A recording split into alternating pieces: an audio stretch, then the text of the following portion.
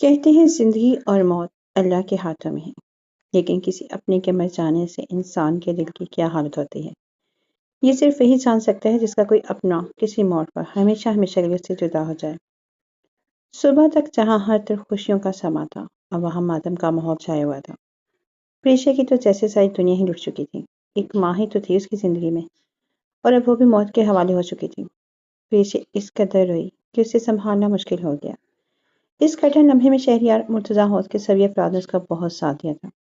پیشے نے رو رو کر اپنا برا حال کر لیا تھا، اس قدر رونے کا نتیجہ بخار کی صورت میں نکلا۔ شہریار نے جب دیکھا کہ پیشے کا چہرہ سرخ ہو رہا ہے تو اس نے تصویر سے اس کی پیشانی پر ہاتھ رکھا۔ 1 منٹ کے لیے اسے لگا کہ اس نے جلتے ہوئے انگاروں پر ہاتھ رکھ دیا ہے۔ فوراً ڈاکٹر کو فون کر کے بلایا گیا۔ پیشے کا چیک اپ کر کے ڈاکٹر نے میڈیسن لکھ دی اور کچھ ضروری ہدایات دینے کے بعد چلا گیا۔ فی الحال پیشے میڈیسن لے کر سو رہی تھی، شہریار بھی اس کے پاس ہی چیئر پر بیٹھا ہوا تھا۔ شہریار، شادی بیگم نے پیشے کے ڈسٹرب ہونے کے ڈر سے مدھم آواز میں اسے پکارا اور اسے باہر آنے کا اشارہ کر کے چلی گئی۔ شہریار نے سر اس بات میں ہلایا اور پیشے پر کمبل درست کر کے کمرے سے باہر نکل گیا۔ جی، باہر نکل کر اس نے سوالیہ نظروں سے شادی بیگم کو دیکھا۔ اب کیسی طبیعت ہے پیشے کی؟ ٹھیک تو ہے نا وہ؟ شادی بیگم نے فکر مندی سے پوچھا۔ پہلے سے بہتر ہے، میڈیسن کھا کر سو چکی ہے۔ شہریار گہری سانس بھرتے ہوئے بولا، بیٹا میں سوچ رہی ہوں کہ پیشے کی امی کی مغفرت کے لیے گھر میں قرآن خوانی رکھ دوں، تب تک پیشے بھی تھوڑی بہتر ہو جائے گی۔ شادی بیگم نے اپنا ارادہ ظاہر کیا، یہ بہتر رہے گا، میں بھی یہی سوچ رہا تھا۔ ویسے بھی پیشے اس گھر کا فرد ہے، اس کا کوئی اور رشتہ دار بھی نہیں ہے، تو ہمارا فرض بنتا ہے کہ ہم اس کے دکھ میں شریک ہوں۔ آپ کل صبح سے قرآن خوانی رکھتے ہیں گھر میں۔ شہریار کے بعد انہوں نے سر ہلا دیا۔ فکر مت کرو بیٹا، وہ ٹھیک ہو جائے گی انشاءاللہ۔ شہریار کا پریشان چہرہ دیکھ کر انہوں نے تسلی دی۔ سچ پوچھے تو میں بہت شرمندہ ہوں، پیچھے سے وعدہ کیا تھا کہ اس کے امی کو صحیح سلامت ڈھونڈ کر لاؤں گا۔ اور شادی بیگم نے تیز اس کی بات کاٹی۔ نہیں شہریار، اس میں شرمندہ ہونے والی کون سی بات ہے؟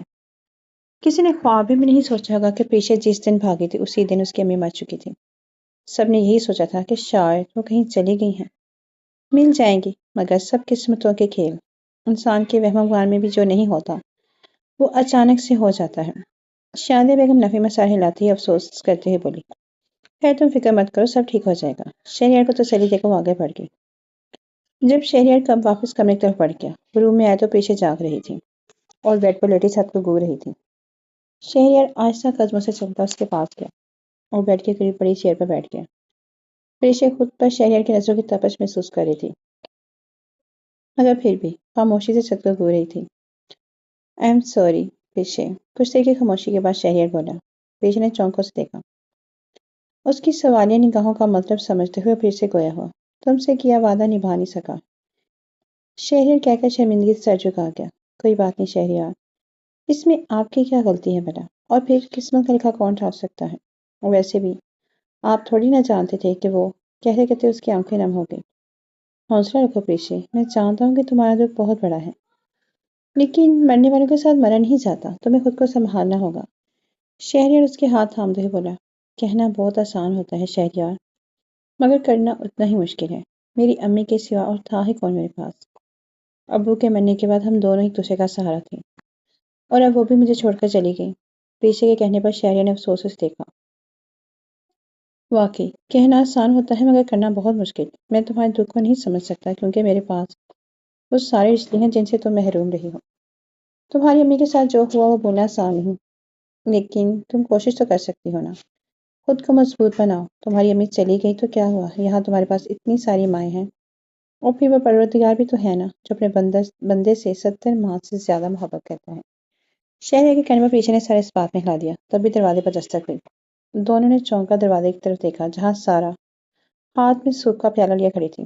بھائی میں بھابھی کے لیے سوپ لائی ہوں، سارا سوپ کی پیالے کی طرف اشارہ کرتے ہوئے بولی۔ پلا دو، کہہ کر شہریار اٹھا اور کمرے سے باہر نکل گیا۔ سارا چلتی ہوئی بیٹھ کے قریب گئی اور کرسی پر بیٹھ گئی جہاں شہریار بیٹھا ہوا تھا۔ بھابھی اب کیسی طبیعت ہے آپ کی؟ سارا نے پوچھا۔ بہتر ہوں پہلے سے، پیچھے نے مسکرانے کی ناکام کوشش کی۔ اچھا چلیں جلدی سے یہ سوپ پی لیں، پتہ ہے میں نے اپنے ہاتھوں سے آپ کے لیے بنایا ہے یہ۔ سارا اپنائیت سے بولی۔ نہیں سارا، میرا دل نہیں چاہ رہا۔ پیچھے نفی میں سر ہلاتے ہوئے بولی۔ یہ کیا بات ہوئی، آپ نے صبح سے کچھ نہیں کھایا، ایسے تو آپ ٹھیک ہونے کی بجائے اور بیمار پڑ جائیں گی نا۔ پلیز، میرا دل بالکل نہیں چاہ رہا۔ پیچھے مسلسل انکار کر رہی تھی۔ بھابھی، مجھے لگا تھا کہ آپ مجھے اپنی ننھی بہن سمجھتی ہیں، لیکن میں غلط تھی۔ آپ بھی روایتی بھابھیوں کی طرح نکلی۔ آپ مجھے اب تک غیر سمجھتی ہیں۔ سارا مصنوعی آہ بھرتے ہوئے بولی۔ ایسا کیوں کہہ رہی ہو سارا؟ میں نے تمہیں صرف بہن کہا ہی نہیں بلکہ دل سے مانا بھی ہے، اور تم ایسا سوچ بھی کیسے سکتی ہو؟ پیچھے روحانسی ہوگی۔ اچھا، تو اگر آپ مجھے اپنی بہن سمجھتی ہیں تو پھر میرے ہاتھ کا سوپ کیوں نہیں پی رہی؟ سارا نے منہ بناتے ہوئے پوچھا۔ اچھا ٹھیک ہے، میں سوپ پی لیتی ہوں، مگر زیادہ نہیں پلیز۔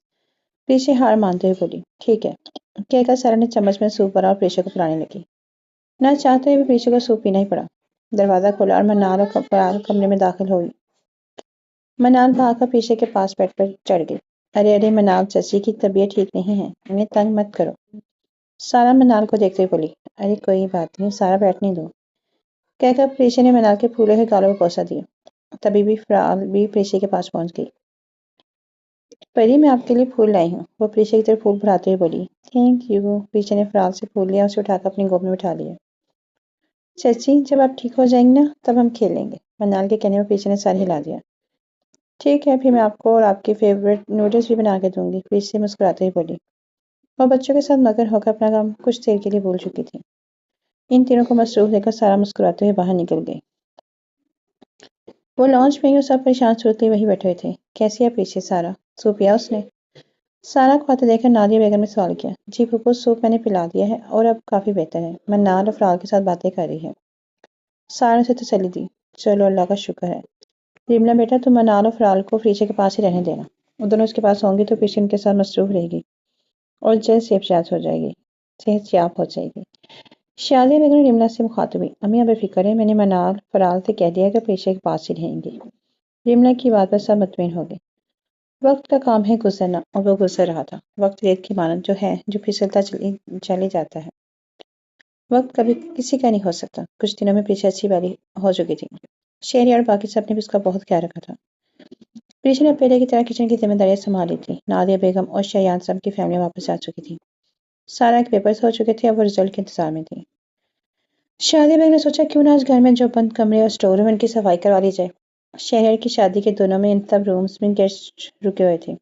پھر اس کے بعد پیچھے کی امی والا واقعہ ہو گیا اور انہیں موقع ہی نہ ملا ان کمروں کی صفائی کروا سکیں۔ آنٹی، میں بھی آپ کے ساتھ چلتی ہوں، آپ اکیلے کیسے کریں گی یہ سب؟ پیچھے کے کہنے پر انہوں نے سر ہلا دیا اور وہ دونوں صفائی کروانے کے لیے ملازموں کو لے کر اوپر چلی گئیں۔ پیچھے بیٹا، تم یہ چابیاں لے اور ان رومز کو کھلوا کر وہاں کی صفائی کروا، تب تک میں فالتو سامان اسٹور روم میں رکھوا دیتی ہوں۔ شادیہ بیگم نے کہہ کر چابیوں سے پکڑائی آگے بڑھ گئی۔ پیچھے سر ہلاتی رومز کھلوانے لگی۔ شادیہ بیگم تیز تیز قدموں سے اسٹور روم کی طرف بڑھی تھی جب ایک دم رکی۔ اوہ میرے خدایا! میں پیچھے کو بتانا ہی بھول گئی کہ ان میں سے ایک کمرے میں مت جانا، وہاں جانے سے اماں جان نے منع کیا ہے۔ وہ سر پر ہاتھ مارتے ہوئے بولی اور پلٹ کر تیزی سے واپس اس طرف بڑھ گئی جہاں پیچھے تھی، لیکن اب بہت دیر ہو چکی تھی۔ پیچھے نے سب سے پہلے وہی کمرہ کھلوایا تھا اور اب وہاں دو ملازم صفائی کر رہے تھے۔ پیچھے کھڑی انہیں ہدایت دے رہی تھی۔ اچانک اس کی نظر دیوار پر لگے فوٹو فریم پر پڑی۔ ایک پل کے لیے تو وہ ساکت رہ گئی۔ فوٹو فریم میں جو تصویر لگی ہوئی تھی اس کی کسی اور کی نہیں بلکہ سکینہ خاتون کی تھی۔ ان کی جوانی کی تصویر تھی، مگر پیچھے پہچان چکی تھی۔ امی کی تصویر یہاں کیا کر رہی ہے؟ مرتضیٰ خاندان کا میری امی سے کیا تعلق؟ کیا آنٹی اور باقی گھر والے جانتے ہیں کہ میری امی ہیں؟ کئی سال اس کے دماغ میں گھوم رہے تھے۔ تبھی شادیہ بیگم عجلت میں کمرے میں داخل ہوئی۔ آپ پیچھے اس کمرے کو رہنے دو، یہاں آنے کی اجازت نہیں۔ شادیہ بیگم تیز سے بولی۔ آنٹی، مجھے میری امی کی تصویر یہاں کیوں لگی ہوئی ہے؟ پیچھے نے حیرت سے پوچھا۔ شادیہ بیگم جو کمرے سے باہر جا رہی تھی انہوں نے ایک جھٹکے سے پلٹ کر پیچھے کو دیکھا۔ وہ شوق کی کیفیت میں پیچھے کو دیکھ رہی تھی۔ یہ تمہاری امی ہے؟ حیران پریشان سے کھڑی وہ پیچھے کو دیکھ رہی تھی۔ پیچھے نے ان کے چہرے کے تاثرات دیکھے جہاں حیرت واضح تھی۔ جی، یہ میری امی کی تصویر ہے، آپ جانتی ہیں انہیں؟ پیچھے بولی۔ تو تم میرے ساتھ چلو ابھی۔ وہ پیچھے کا ہاتھ پکڑ باہر لے گئی۔ لیکن آنٹی ہوا کیا ہے؟ بتائیے تو صحیح۔ وہ پیچھے کے سوالوں کو نظر انداز کرتے ہوئے اسے لیے نیچے بڑھ گئی۔ اماں جان، نیچے اتر کر انہوں نے اونچی آواز میں زینب بیگم کو پکارنا شروع کر دیا۔ آئے ہائے، کیا ہوا ہے؟ کیوں ایسے چلا رہی ہو بہو؟ زینب بیگم ہاتھ میں تصویر پکڑے ہوئے کمرے سے باہر نکل آئی۔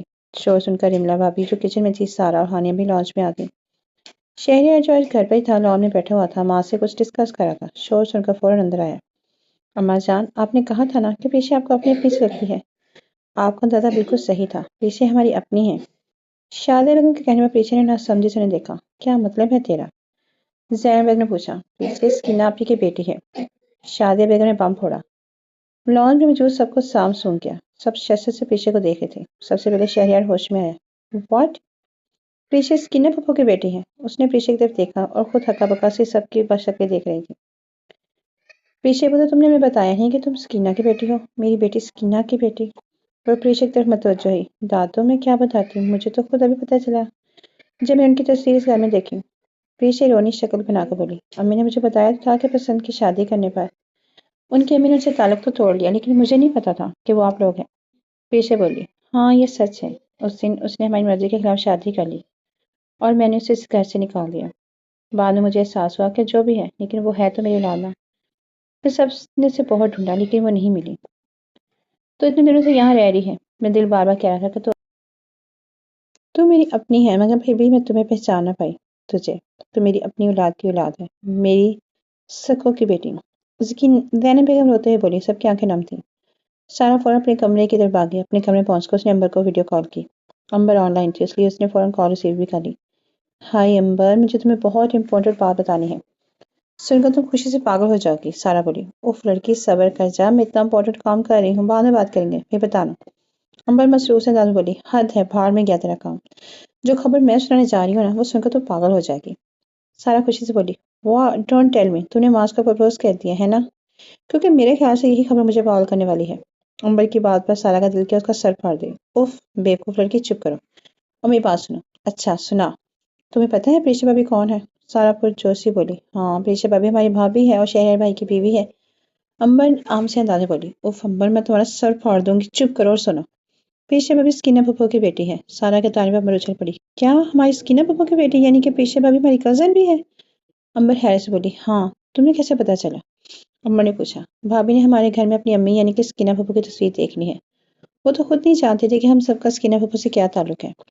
موم نے بتایا ہے ہم سب کو۔ سارا نے ساری بات بتائی۔ بہت مزے کی خبر ہے، یہ میں ابھی جا کر امی کو بتاتی ہوں، بائے۔ امبر لیپ ٹاپ بند کر کے بھاگ گئی۔ دوسری جانب سب خوشی سے پاگل ہو رہے تھے۔ زینب بیگم تو پیشے پر صدقے واری جا رہی تھی۔ دادو، پیشے کچھ کہنے لگی جب انہوں نے ٹوکا۔ دادو نہیں، نانو ہوں میں تمہاری۔ وہ پیشے کے سر پر چپڑ لگاتے ہوئے بولی تو سب مسکرا دیے۔ دن یوں ہی گزرتے گئے۔ سارا کا رزلٹ آ چکا تھا اور ہمیشہ کی طرح وہ اچھے مارکس سے پاس ہوئی تھی۔ یہ سچ ہے کہ سارا کو پڑھائی سے الرجی تھی اور وہ پڑھائی میں اتنی دلچسپی نہیں لیتی تھی، مگر اس کا رزلٹ ہمیشہ بہترین آتا تھا۔ وہ پیپرز کی تیاری ہمیشہ دل لگا کر کرتی تھی تاکہ اچھے مارکس لے سکے۔ زیان صاحب نے اسے نئی کار گفٹ کی تھی، شہریار نے نیا فون، جبکہ شہزاد کے ساتھ جا کر اس نے اپنی مرضی سے دل کھول کر شاپنگ کی تھی۔ رات کا وقت تھا، سب کھانا کھا کر اپنے اپنے کمرے میں آرام کر رہے تھے۔ زینب بیگم اپنے کمرے میں مسجود جہازی سائر بیڈ پر بیٹھی ہوئی تھی۔ وہ آنکھیں موندے بیڈ کراؤن سے ٹیک لگائی بیٹھی ہوئی تھی جب ماتن کے کمرے میں داخل ہوا۔ زینب بیگم نے آنکھیں کھولی اور مسکرا کر اسے دیکھا۔ وہ اکثر رات کو ان کے کمرے میں چلا آتا تھا اور پھر ان کی گود میں سر رکھ کر باتیں کرتا رہتا۔ مرتضیٰ ہاؤس میں زینب بیگم کے سب سے قریب وہی تھا۔ زینب بیگم نے اشارے سے اسے پاس بلایا تو وہ آہستہ سے چلتا ان کے قریب چلا گیا اور بیڈ پر ان کے پاؤں کے پاس بیٹھ گیا۔ دادو، مجھے آپ سے کچھ بات کرنی ہے، یا پھر یوں کہنے کہ کچھ مانگنا ہے۔ معاذ دھیمی لہجے میں گویا ہوا۔ زینب بیگم شفقت سے مسکرا دی۔ بول پتر، کیا مانگنا ہے؟ تیرے لیے تو میری جان بھی حاضر ہے۔ زینب بیگم بولی، ایسا مت بولیں دادو، اللہ آپ کا سایہ ہم پر ہمیشہ سلامت رکھے۔ معاذ مسکراتے ہوئے بولا، بول، کیا کہنا ہے تجھے؟ زینب بیگم کے پوچھنے پر اس نے نفی میں سر ہلا دیا۔ ابھی نہیں، میں نے گھر کے سارے باقی بڑوں کو بھی بلایا ہے، مجھے جو کچھ بھی کہنا ہے میں سب کے سامنے ہی کہوں گا۔ معاذ سنجیدگی سے بولا، ایسا کیا مانگنا ہے تجھے جو تو سب سے مانگنا چاہتا ہے؟ زینب بیگم نے حیرت سے استفسار کیا۔ اس سے پہلے کہ معاذ کچھ کہتا، دروازے پر دستک ہوئی۔ پھر آہستہ آہستہ سبھی کمرے میں داخل ہوئے اور صوفے پر بیٹھ گئے۔ اب کمرے میں ان دونوں کے علاوہ زیان صاحب، شادیہ بیگم، شہزاد رملا، شہریار اور پیشے میں تھی۔ چونکہ شہریار ہانیہ کا بھائی تھا اس لیے معاذ نے اسے بھی بلایا تھا۔ سب کی سوالیہ نگاہیں معاذ پر ٹکی ہوئی تھی۔ کہو بیٹا، کیوں بلایا تم نے ہمیں؟ زیان صاحب کے پوچھنے میں معاذ نے گہری سانس لی اور سب سے مخاطب ہوا۔ ایکچولی دادو، میں شادی کرنا چاہتا ہوں۔ معاذ کی بات سن کر سب کی حیرت کا انتہا نہ رہی۔ معاذ اور شادی؟ شہریار کا منہ کھل گیا۔ منہ تو بند کریں آپ۔ ساتھ بیٹھی پریچی نے اسے کوہنی ماری۔ شہریار نے فوراً منہ بند کیا۔ باقی سب کا بھی یہی حال اس سے مختلف نہ تھا۔ معاذ کو تو لڑکیوں سے الرجی تھی، پھر شادی؟ آپ لوگ ایسے کیا دیکھ رہے ہیں؟ کیا میں شادی نہیں کر سکتا؟ معاذ نے سب کی حیرت سے کھلے منہ دیکھ کر پوچھا۔ نہیں، ایسی بات نہیں بیٹا۔ سب نے فوراً منہ بند کی اور اپنی حیرت چھپانے کی ناکام کوشش کی۔ یہ تو اچھی بات ہے نا بیٹا، تم ہمیں بتا کیسی لڑکی چاہیے تمہیں؟ ہم تمہارے لیے اچھی سی لڑکی ڈھونڈ کر لائیں گے، شادیہ بیگم مسکرا کر بولی۔ آپ لوگوں کو لڑکی ڈھونڈنے کی ضرورت نہیں، میں لڑکی ڈھونڈ چکا ہوں۔ معاذ کی بات پر سب کے منہ پھر سے کھل گئے۔ یہ دیکھو، اس کے سامنے شادی کا نام بھی لے تو یہ بھڑک جاتا تھا۔ اب دیکھو کتنا فاسٹ نکلا، لڑکی بھی پسند کر لی۔ واہ! شہریار تعجب سے ماس کو دیکھتے ہوئے بڑبڑائے۔ آپ چپ نہیں رہ سکتے؟ پریشی اس کے کان میں سرگوشی کرتے ہوئے بولی۔ شہریار منہ بنا کر پھر سے ماس کی طرف متوجہ ہوا۔ میں ہانیہ سے شادی کرنا چاہتا ہوں۔ اب کے بعد سب اپنی اپنی جگہ سوچ لی۔ کیا ہماری ہانیہ سے؟ زیان صاحب کی آنکھیں پوری کی پوری کھل گئی۔ جی بالکل زیان چچا، آپ کی بیٹی ہانیہ سے۔ معاذ انجوائے کر رہا تھا سب کے حیرت سے بڑے چہرے دیکھ کر۔ یہ تو بہت اچھی بات ہے، ہانیہ بھی گھر میں ہی رہ جائے گی، اور معاذ بھائی سے اچھا لڑکا تو ہانیہ کو مل ہی نہیں سکتا۔ پریشا کی زبان میں کھجلی ہوئی، سب نے فوراً اس کی طرف دیکھا۔ شہری نے اس کے سر پر چپٹ لگائی اور اسے چپ رہنے کو کہا۔ ہاں پریشا بالکل ٹھیک کہہ رہی ہے، یہ تو ہانیہ کی خوش قسمتی ہے کہ بیٹھے بٹھائے اتنا اچھا رشتہ مل گیا۔ زینب بیگم پریشا کی تائید کرتے ہوئے بولی۔ تم کیا کہتے ہو زیان؟ اما جان مجھے تو کوئی اعتراض نہیں، میں چاہتا ہوں کہ ایک دفعہ ہانیہ کی رضامندی لے لی جائے اور زیان بھائی سے بات کر لے۔ زیان صاحب مطمئن سے بولے، چاچو پاپا سے میں بات کر چکا ہوں اور ہانیہ سے چچی جان پوچھ لیں گی۔ معاذ بولا۔ تمہارا کیا خیال ہے شہریار؟ ان کے پوچھنے میں شہریار نے سر اس بات میں ہلا دیا۔ ٹھیک ہے، اب آپ سب اپنے اپنے کمرے میں جا سکتے ہیں، ہانیہ سے پوچھنے کے بعد ہم اگلے ہفتے منگنی کر دیں گے۔ زینب بیگم بولی تو سب سر ہلاتے ہوئے اپنے کمرے سے باہر نکل گئے۔ صبح معمول کے مطابق گھر میں چہل پہل تھی۔ شہریار توڑی سے باہر رگڑتا ہوا مسلسل اپنی ایک فائل ڈھونڈنے میں مصروف تھا۔ اف کہاں گئی یہ فائل؟ یہی تو رکھی تھی کل۔ شہریار پریشانی سے ادھر ادھر گھوم رہا تھا۔ کافی دیر فائل ڈھونڈ کر بلاخر تھک ہار کر وہی صوفے بیٹھ گیا۔ اچانک اسے پیشے کا خیال آیا، ہو سکتا ہے کہ پری کو پتا ہو فائل کہاں ہے۔ شہریار نے دل میں سوچا، پری۔ بس پھر اس نے پریشا کو اونچی اونچی آوازیں دینا شروع کر دی۔ پریشا جو کچن میں ناشتہ بنا رہی تھی، شہریار کی آواز سن کر فوراً کمرے کی طرف بھاگی اور جیسے ہی کمرے میں داخل ہوئی کمرے کی حالت دیکھ کر گرتے گرتے بچی۔ ابھی صبح تو اس نے کمرے کی حالت درست کی تھی، جس کا نقشہ شہریار نے 5 منٹ بگاڑ کر رکھ دیا تھا۔ شہریار یہ سب کیا ہے؟ وہ صدمے سے کمرے کی حالت کو دیکھتے بولی۔ اسے چھوڑو تم یار، میں کب سے اپنی لال رنگ کی فائل ڈھونڈ رہا ہوں، مل ہی نہیں رہی۔ شہریار کوفے سے بولا۔ پیشے کا دل چاہا کہ اس بندے کا سر پھاڑ دے۔ اس نے کھار جانور نظروں سے شہریار کو دیکھا اور تیزی سے سائڈ ٹیبل پر بڑی لال فائل اٹھا کر شہریار کے سر پر دے ماری۔ یہ لیں، اس فائل کے لیے آپ نے اتنا گلا پھاڑ پھاڑ کر چلا رہے تھے؟ پیشے منہ بناتے ہوئے بولی۔ اور یہ وہاں پڑی تھی، میری نظر ہی نہیں پڑی اس طرف۔ خیر تھینکس کہہ کر وہ ڈریسنگ کے آگے کھڑا ہو گیا۔ تیار ہو کر وہ بڑے مزے سے دیوار کی طرف بڑھا۔ پریشا نے فوراً اس کا راستہ روکا۔ کہاں جا رہے ہیں آپ؟ یہ کمرے کی حال دیکھیے آپ نے، اسے درست کریں فوراً۔ پیشے کے چہرے پر بلا کے سکتی تھی۔ واٹ؟ شہر کو لگا اس نے غلط سنا ہے۔ میں نے کہا آپ اس کمرے کی حال درست کریں۔ پریشا دوسری چیز بولی۔ یار پری میں لیٹ ہو رہا ہوں۔ شہریار روحان سا ہو گیا۔ میں کچھ نہیں جانتی، بس جب تک آپ اسے درست نہیں کریں گے آپ کہیں نہیں جا سکتے۔ پریشا بھی اپنے نام کی ایک تھی، فوراً دروازے کے سامنے کھڑی ہو گئی۔ یار پری جانے دو پلیز، ورنہ میں لیٹ ہو جاؤں گا، مجھے کورٹ جانا ہے، یہ مجھ پر ادار ہے، میں پھر کبھی اتار دوں گا، پلیز پلیز۔ شہریار باقاعدہ منتوں کو اترایا تھا۔ میں نے کہا نا نہیں، جب تک کمرے کی حالت درست نہیں ہوگی آپ کہیں نہیں جا سکیں گے۔ پریشا اٹل انداز میں بولی۔ شہر جھنجھلا کر دیکھا۔ شہریار نے چہرہ نیچے کر کے بچنے کا منصوبہ سوچ لگا۔ آئیڈیا۔ شہریار نے شیطانی مسکراہٹ سے پریشا کو دیکھا، آنکھوں میں شرارت ناز رہی تھی۔ تو تم دروازے کے آگے سے نہیں ہٹو گی؟ اس کے پوچھنے میں پریشا نے سر نفی میں ہلایا۔ سوچ لو۔ شہریار بولا۔ نہیں ہٹوں گی۔ پریشا بولی۔ شہر چلتا پریشا کے قریب پہنچ گیا۔ آپ میرے قریب کیوں آئے ہیں؟ پریشا گڑبڑ کا احساس ہوا۔ شہر مسکراتے ہوئے پریشا پر جھک گیا۔ شہریار کیا کریں؟ چھوڑیں۔ پریشا نے بامشکل اسے پیچھے ہٹایا۔ بھئی یہ کیا طریقہ ہے، پہلے خود ہی جانے سے روکتے اور پھر پیار بھی نہیں کرنے دیتے۔ وہ شرارت سے بولا۔ میں نے آپ کو کام کرنے کے لیے روکا ہے، انصاف کے لیے نہیں۔ پریشا روحان سی ہو گئی۔ بھئی میں تمہارا ہسبینڈ ہوں، میرا تو کام یہی ہے۔ وہ پھر سے پریشا پہ جھکنے لگا۔ جب پریشا اس کا ارادہ جان کر فوراً بولی۔ آپ لیٹ ہو رہے ہیں نا، جائیے۔ وہ فوراً دروازے سے پھٹتے ہوئے بولی۔ شہریار نے چہرے پہ فاتحانہ مسکراہٹ سے جا کر دیکھا۔ بائے۔